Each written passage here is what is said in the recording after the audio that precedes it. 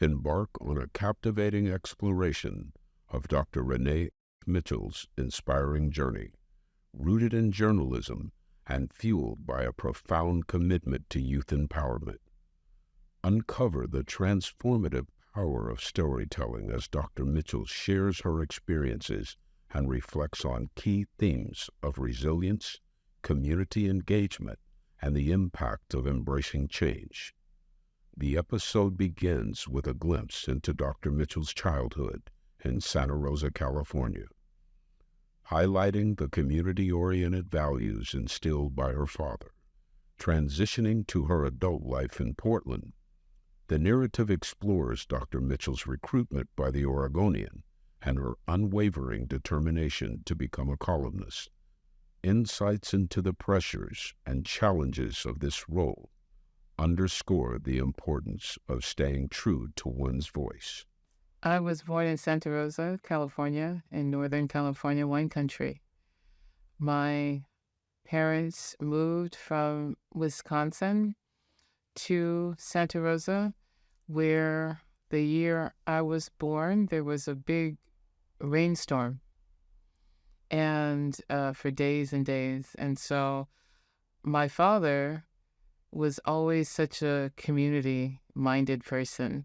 So there was a newspaper article about him helping clean the neighborhood clean up the rains, after the rainstorm. And so that was really my upbringing, was always thinking about how can we help community be better. And so I learned that from my dad. I am my father's daughter. And so he, in our small town, because we've always lived in places where there were very few Black people, he was always doing what he could to help make the neighborhood, which was a low-income, racially mixed neighborhood, make it better. He got the first park in that area of the city, the Martin Luther King Jr. Park, with basketball courts and picnic tables, and he also got some Head Start programming there for the young people. And he just was in charge of the neighborhood association. He was part of the Martin Luther King Poor People campaign. There were always people coming to our house for food or for money or just to get his counsel. So that's how I really grew up. And I guess when I think about who I am, it's who has shaped me. What experiences have really defined who I am and how I approach life and what I feel like my mission is. And it all started there with my father, being such a dynamic person that he was, and with such a deep, caring heart for community. My father died when I was 11. And so I wanted my children to know their cousins and that kind of thing. So that's how I ended up here, is the Oregonian recruited me. I knew exactly what I wanted. I wanted to be a columnist. I had been a columnist in Battle Creek, Michigan, where I was the city editor. And then I started a column, and I was told by the editor, because I was hired in the business section of the paper. And I said, we sat at the park in the park blocks. And she asked me what I wanted to do. And I said, I want to be a columnist. I really enjoyed the interaction with the community and that kind of thing. I got to write about what I wanted.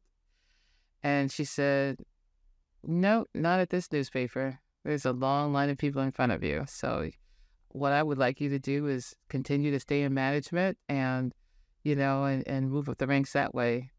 And I didn't argue, but I knew what I wanted, and I just had to bide my time. And at some point, she came to me and said, would you like to be a columnist here at the Oregonian? And so, yeah, and that's how that all shook out. There's a lot of pressure because I didn't really feel like I fit in anywhere, because my thing was, I'm going to tell the truth, and I'm going to tell the truth from my perspective. And so I would have fun with what I was doing. I had a sense of humor. I called people out. I wasn't afraid to speak the truth. And so in some ways, I felt ostracized from the community because they were like, who does she think she is? She's not even from here. How is she talking about this stuff? And I just trusted my own gut.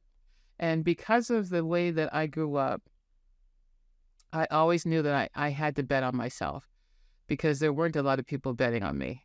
They were more betting against me. So I had to learn how to bet on me. And that's even how I got to become a journalist. I love to write. I have writings from when I was 7 or 8 years old. Um, and there was one particular story that I wrote about a young girl trying to get on a train and she was late. And so she was sad. And there was dialogue. This is a 7-year. There was dialogue in my story. And there was emotion because I talked about how the little girl was sad because she showed up late. She didn't think she was going to get the train ride. And the conductor said, well, why are you crying? And she said, I. She stuttered. I'm sad because I want to get all the. It's like, wow. Because I love to read. And that's what reading showed me to do is the dialogue. I gotta have quotes and I gotta have emotion in there. But when I think back on it, it was what shaped me as a writer. It allowed me to show my emotions in ways that I didn't physically show it in embodying emotion. I didn't do that. But when I wrote, it came out, right? And so it was something I was always good at. And because I was so lonely, that I would read books and I would write. And so that's what really shaped me and got me a full ride to Florida A&M. This is a HBCU. And to go from predominantly white environments where the most Black people I saw lived in my household to a predominantly Black environment where I got my first Black teacher totally changed me because they saw and empowered and encouraged me in ways that I had never experienced before. And so they said, you come here and you major in journalism, you get a full ride. And I was like, that's all I needed to know. So it's been a wonderful career, being able to talk to people and really find out their stories. And what I learned from being a journalist is most people just want to be heard. They just want to know somebody cares about them. And to take the time when I'm looking at them and asking them questions about what's important to them, that brings them joy, which brings me joy. So I loved my job, but at one point it was time to go. It was time to go. I was divorced, 3 kids, and so I wanted them to be around their family because I never grew up around my cousins and extended family. It was always just the brothers and sisters. The work that I do in the community is all focused, well, not all focused, mostly focused on youth. And it's because of my experience as a young person. I was usually the only Black kid in my whole classroom, sometimes in the whole school. It was really difficult. The white teachers allowed young people to bully me. There was one time I was actually beat up by a football player. I was really shy and often hungry. And so I felt so unheard. And then when I left the Oregonian and I was, as an artist, doing things in the schools, I went into King's School and worked with the first graders with their writing. And so I was always trying to get them to think positively about themselves. So I would ask them to say what their name was, but to use a descriptor word that began with the first letter of their first name. So Brave Brian, Smart Susan, that kind of thing. I had a whole list, A to Z, of all different kinds of options. So if they couldn't think of anything, I was going to give them something, right? And so that's what I was doing. I was going around the room and allowing them to do that. And what was happening with the Black kids is they couldn't think of anything. And then when I give them something, there was this pattern that was happening where they would drop their head and shake their head like this. And I give them another one, and they do the same thing. And it was heartbreaking because it reminded me of who I was at their age, just not even feeling good about myself. So I went home and I wrote a book, my first children's book, The Awakening of Sharon, a shy and brown supergirl. Sharon is my first name. And so I keep the S to remind me of where I came from. And so I brought it back with the book. And I talked about how courage is within, and the core word of courage is core, which is it means it's in your heart. So courage is always in your heart, right? And so I just started doing those things, right? And recognizing when I brought that book back that next day, I had made copies and given them space where the words were on the bottom, and then they had this blank space to draw their own pictures. And how that transformed the energy of the classroom was significant to me because they were allowed to tell their own stories, right? And so that is how I got interested in young people. And so eventually I was recruited to teach journalism at Roosevelt High School, the most diverse high school in the state. And when I came in, and I didn't go to teacher school, but I knew journalism, right? So I went through the route of a career technical path, right, in journalism. When I first started, there were other Black teachers, but by my next year, I was the only Black teacher, which was like, okay. But I had a principal who recruited me who just let me do my thing, right? And what I noticed almost immediately in that role was some of the things that these Black youth were experiencing were some of the same things I had experienced decades ago. And I'm like, this is still going on? I thought it was just me, right? But realizing it's systemic. And so I just, again, asked myself that question, what am I going to do about it? And so I started, creating space for these young people. We revived the Black Student Union. I started a Black Girl Magic Club. We revived the assembly, Black History Month assembly. I was taking these kids out in the community where they were doing poetry or singing, where I was just really stretching them and realized what kind of an impact it was making. And so in late 2018, I had been also helping youth write scholarships, because that was why I was able to go to school on a full ride scholarship, right? So I wanted them to have this opportunity. And so at the end of 2018, the Stanford Children Program has a scholarship for $16,000. Now, Roosevelt, being a low-income school, did get some scholarships, but the Stanford Children was not a regular one, right? And so there were only 4 who won this scholarship, and 3 of them were my students in my Black Girl Magic Club, and all Black girls, 3 Black girls at Roosevelt. And I was like, I need to put a flag in the ground because this is significant. I want these young ladies to be able to share with other youth that, yes, even though you've gone through some trauma, you can move past it and you can use that trauma as a way to inspire and empower and encourage other people. That's all I said I wanted to do, right? But even that evolved once we started doing that. So when we started at late 2018, by January, I had the youth performing at the annual MLK event, which is one of the longest running MLK tributes in the country. And so they had never done this before. We practiced in the St. John's Library, but I first realized I had to open up about myself for them to open up, right? And there were a lot of tears. There were a lot of things they had never talked about because it hurt so much. And what I did, because when I went to Florida A&M, I also got into theater.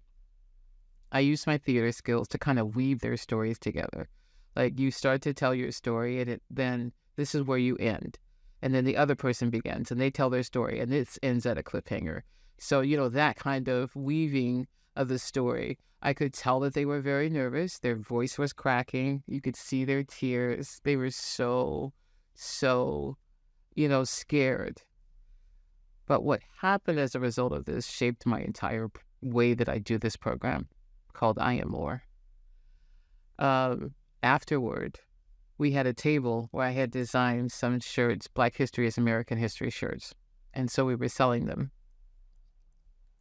People flooded the table.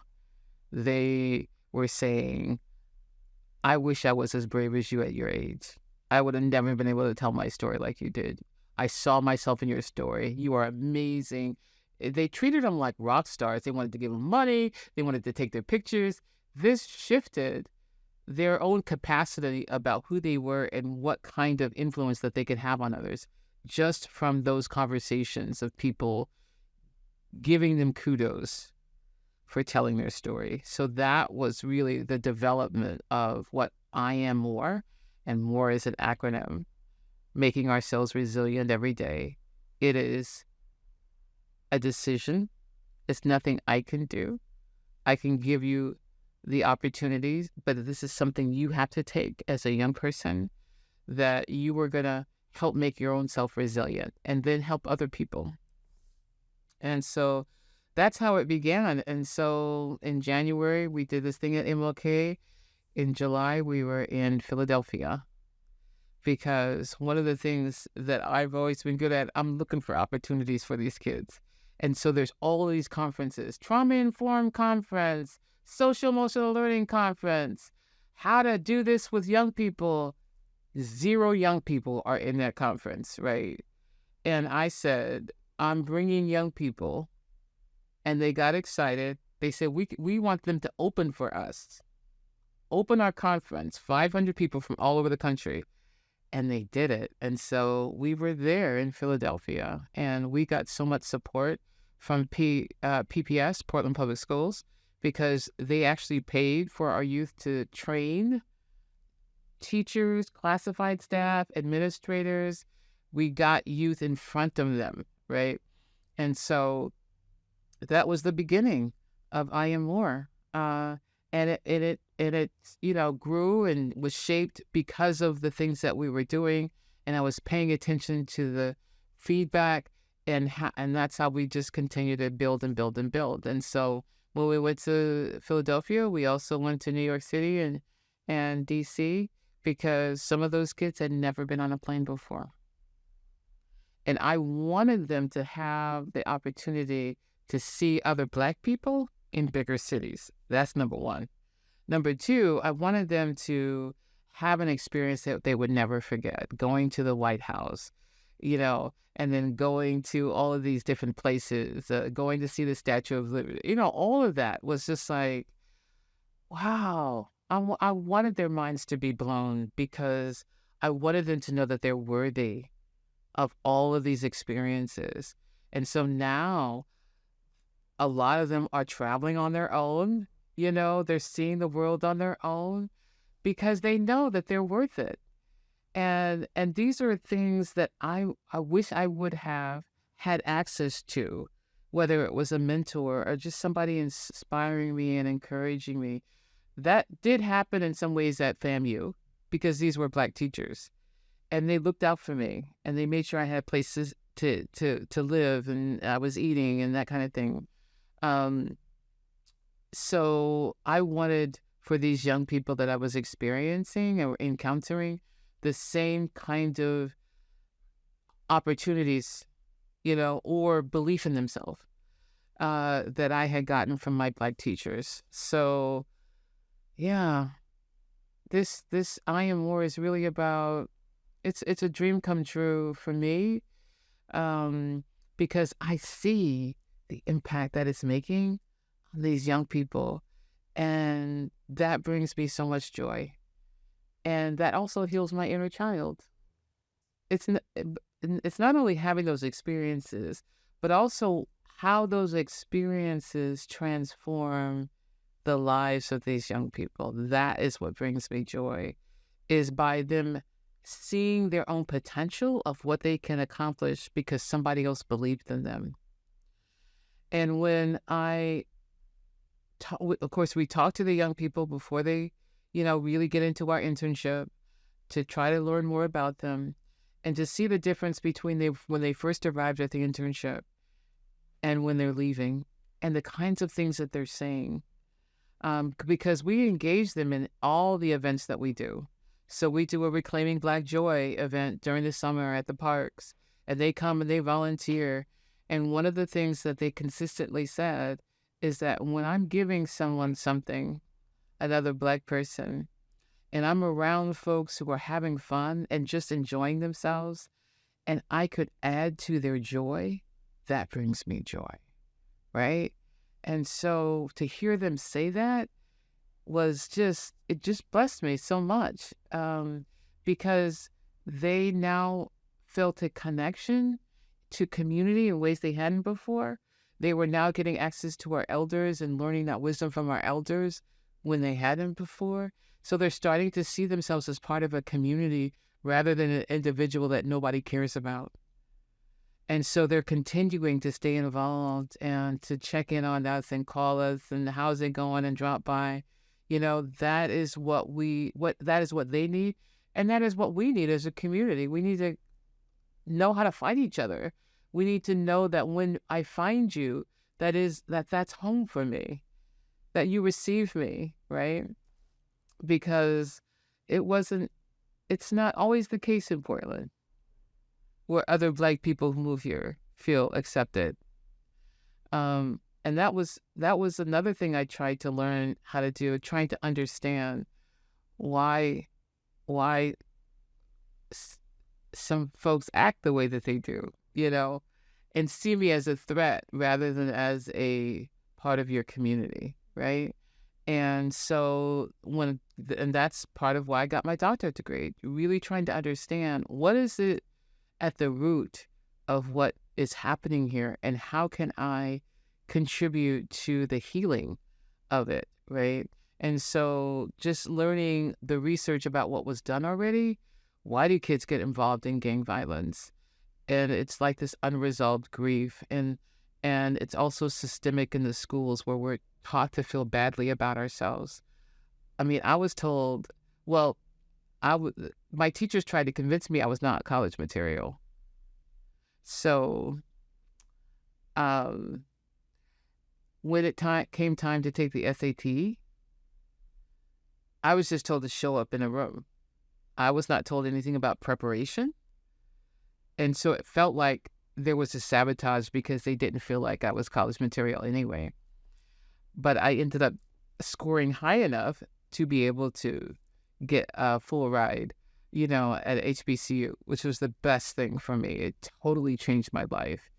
And so I just want to be able to provide these opportunities for youth because it was the Black teachers at FAMU that changed my life because they saw me.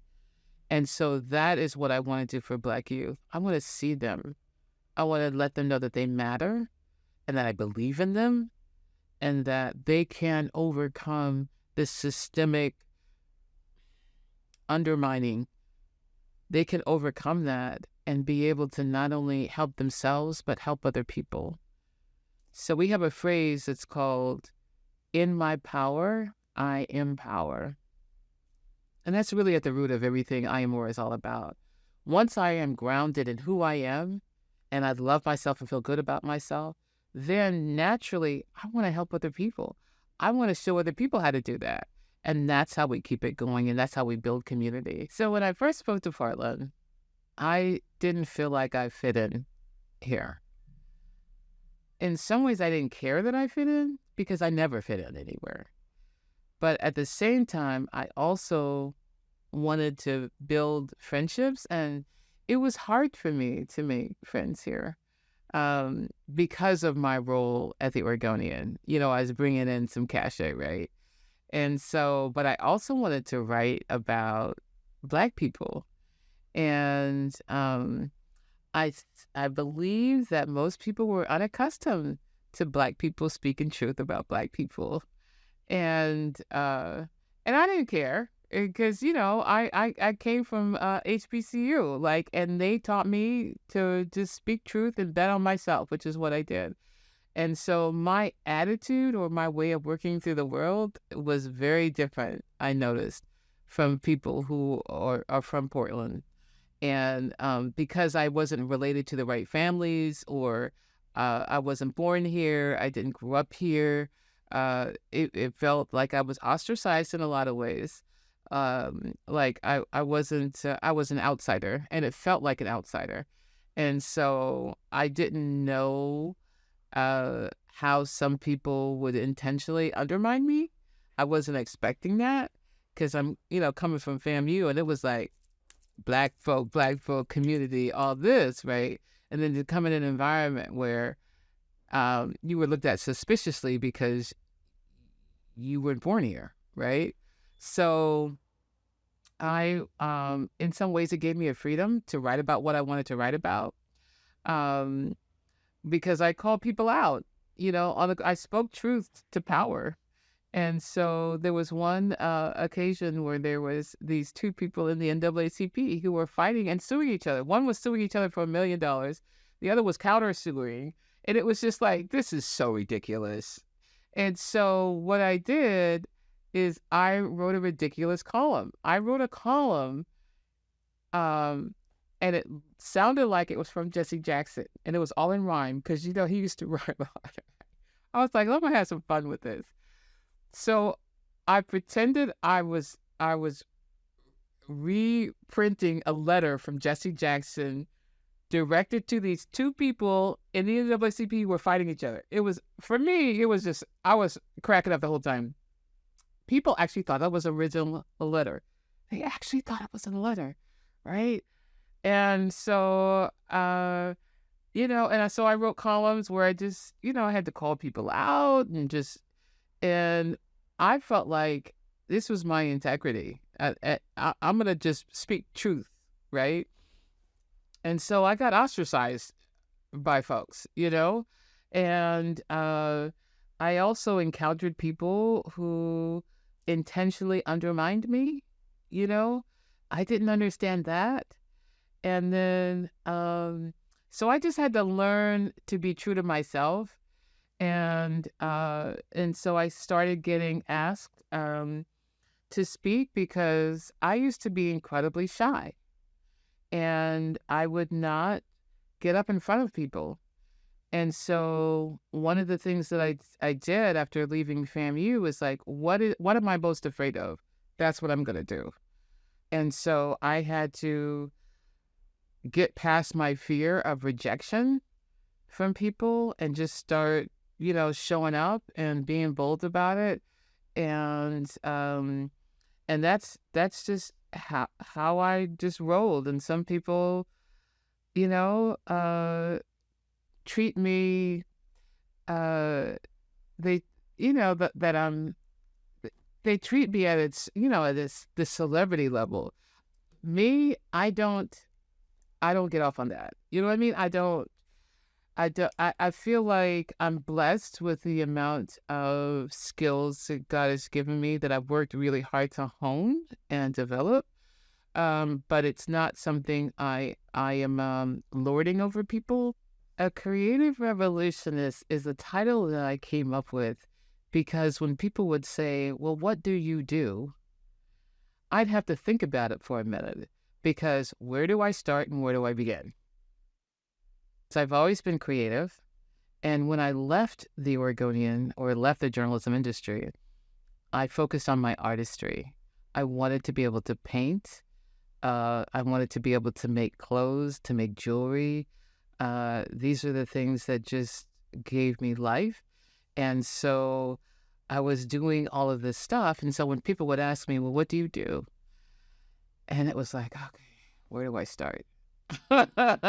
So I had to come up with a title, a creative revolutionist. That's who I am. I'm all about change for the greater good.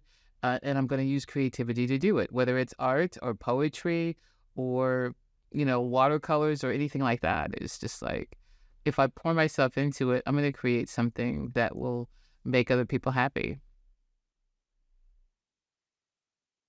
I'm just trying to live my life in a way that other people might find inspiring, be able to see themselves in my story and actually do things that they want to do, that speaks to them, what their heart is telling them to do. Um, I've never really had permission, so I didn't ask for permission. So I've had that is really what saved me in Portland, because there could be some jealousy. There's some undermining of Black folks against other Black folks. There's all of that, right? And I just had to, you know, I just had to be true to myself. One particular example, when I moved here, I just gotten divorced, and then I met somebody and I got married for the second time, and he was abusive. And so I didn't know anything about that, what the signs were or anything like that. And so I was talking to a young woman. I was getting an award at this event, and I was talking to a couple Black ladies at the table, and I was describing a little bit about my experience, and I said, I'm so confused. I don't know why people behave this way, right? Because I grew up in the church, and people, thinking everybody was good and all this kind. And I just did not understand why I was experiencing this. And so one of the older women said, that is your own private family business. Don't talk about that. We're not trying to hear all that. I'm like, well, wait a minute. I was having a nervous breakdown, behind some of that. And so what I decided, and this is how I've really found my way in Portland. I decided to do the opposite of what people wanted me to do. They wanted me to shut up. So what I did, I wrote a play about it and performed it at IFCC. I wrote poetry. I published my book of poetry about domestic violence, and I did an album. I recorded an album. I was just not interested in playing small. And that's part of, what I learned at Florida A&M. I'm not playing small because you are not able to accept or receive my message. I'm still going to bring it, right? And as a matter of fact, I'm emboldened to bring it because you don't want to hear it. And so that's how I think I started to get known. Is just like, everything you're telling me to do, I'm going to do the opposite. And I ended up founding the city's first domestic violence resource center for African and African American women, because nobody really wanted to talk about it. But Black women experience domestic violence like 5 times more than the average woman of another racial category, because we don't want to deliver our men to the police, so we just take it, we own it, and we're miserable, right? And so that whole conversation happened because this woman said, shut up. And I said, no. Not only am I not going to shut up, I'm going to be loud and proud and put it out there in ways that people can receive it, right? And so I guess that's what I've found that had to be the way that I approached Portland, because if I had waited on approval, if I had waited for permission, or for them to say, okay, now it's your turn, I would have never gotten a turn. And growing up with, in a family with 8 siblings, it's the same kind of thing. If you wait your turn, you'll never have a turn. You have to learn how to step into your own power, right? And say what you got to say and do what you got to do. And that has been, I think, the way that I've been able to manage in Portland, because I feel, because of my father, a real connection to making the community a better place. That's one. And even though he died when I was 11. My mother kept his newspaper articles, his writings. He was an artist, so he loved to draw. He loved to write poetry. He did and he was a great thinker. He wrote a lot about, his commitment to community. And so these are the things that sustain me in an environment where I'm not always welcome, where I'm not always appreciated. I go back to, whose child am I? And Leroy Ward Mitchell, I am his daughter, and I am going to follow in his footsteps for just doing what I can to make the world a better place. And that's my mission in Portland. It hasn't always been kind, but I appreciate the space that I've had here to do the kind of work that I have done and that I'm doing now, because it makes a difference. And if I had a rosy childhood, maybe I would be a different person. Maybe I wouldn't feel so obligated to help the youth that I see myself in. So it's all kind of worked out the way it's supposed to have been. And I actually appreciate Portland a lot more than I did when I first came. And there's so much more that can happen out of here because of the community that we are, right? And so having the Spreading Black Joy campaign,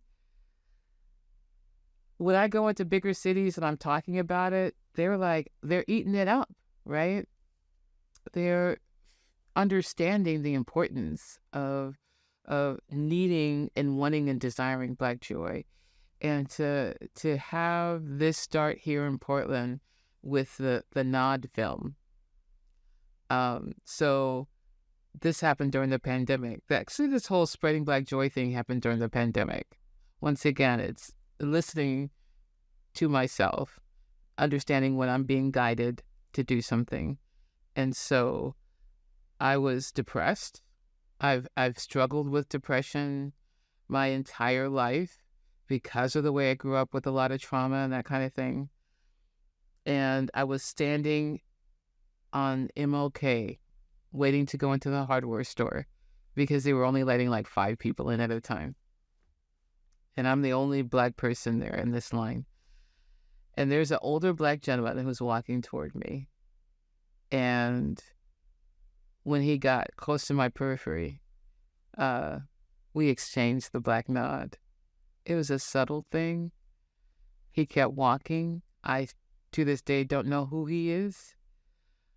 But what I noticed was that my entire mood changed because I was feeling so depressed and isolated and lonely, right?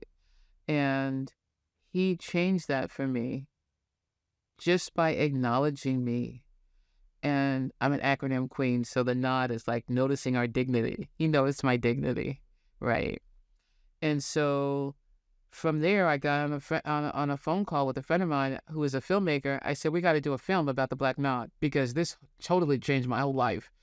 And if it could do this for me, it could do this for other Black people. So why don't we do a thing about the nod to help us recognize each other, especially during the time that we're going in where it's so isolating. We need the acknowledgement that we matter, right? And so that became the Spreading the Black Joy virus, right? And so now it's become something I'm able to talk about at these different conferences. I'm speaking about it at this international conference in November, and then another one in October this month. So I'm just grateful about how these things like this have unfolded in my life and how I'm listening to guidance. So it's like, I don't really take credit for it except the fact that I know how to listen. And for me, that's part of my whole spiritual journey of like understanding my own worthiness, understanding that I feel like I am being guided in different ways, and just to accept that and just to to walk in that. And so many doors have opened up because I'm listening and I'm saying yes.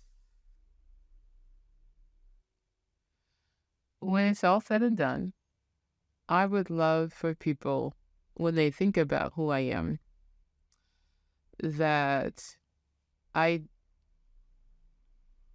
did my best to try to make the world a better place, to try to help Black youth understand their own potential, and through the attempted healing of my community, that I heal myself. And so it's a complete joy. And that I am someone, I want to be remembered that they valued joy, they valued Blackness, they valued creativity, they valued self-love and community.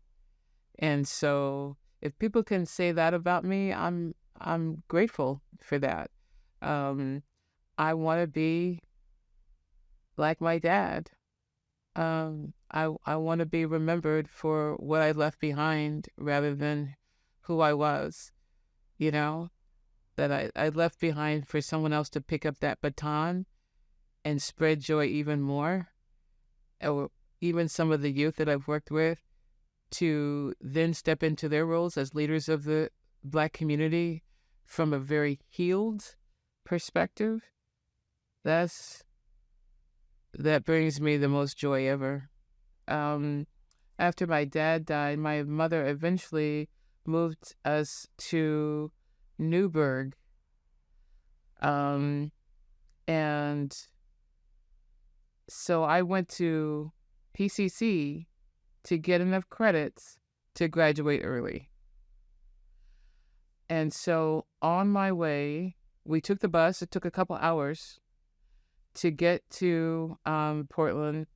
And my older sister graduated when she was 16, my next oldest sister when she was 17. And I was determined I was going to get out of Newburgh as quickly as possible. And so I was walking to get there. And so I was by Unthink Park, where SEI now is. But SEI wasn't there at that time.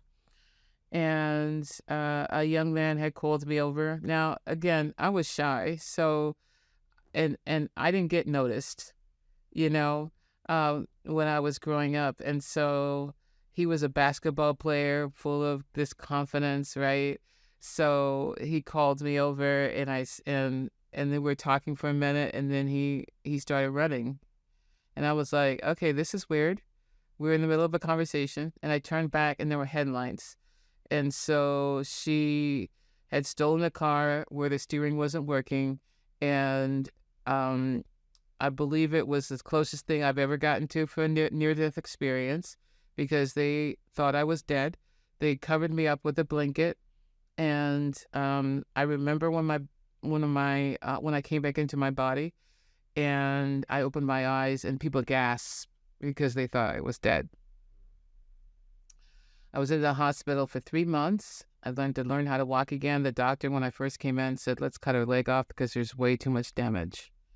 Because it was broken completely in half. I lost a lot of skin. I had some bones crushed at my ankle. And because I had cuts on my eye and my forehead. And it was a lot.